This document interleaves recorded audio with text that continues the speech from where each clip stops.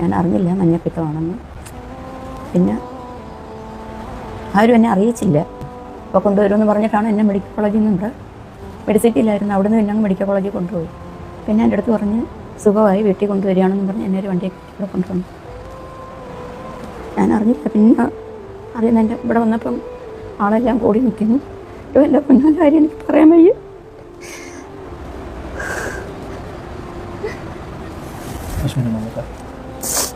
അപ്പോൾ എൻ്റെ മോൻ എൻ്റെ അടുത്ത് പറയുമായിരുന്നു.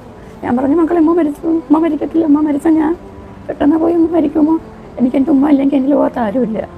എനിക്ക് 3 പെൺമക്കളെ എന്താണെന്ന് എൻ്റെ മോൻ പോയി. പടച്ചവനാൽ കഴിയുന്നൊരു നല്ല ജീവിതം എൻ്റെ മക്കൾക്ക് കിട്ടണം.